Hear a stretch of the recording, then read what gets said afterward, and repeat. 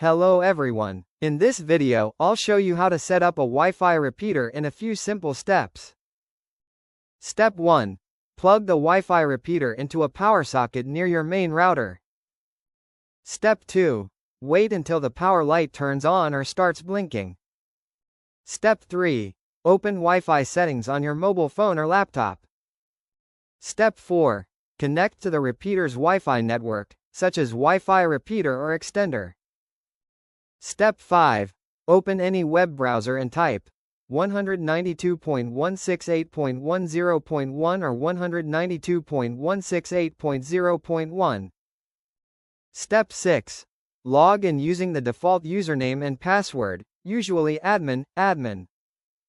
Step 7. Select your main Wi-Fi network from the list. Step 8. Enter your Wi-Fi password and click Save or Apply. Step 9. After setup is complete, place the repeater halfway between your router and the weak signal area.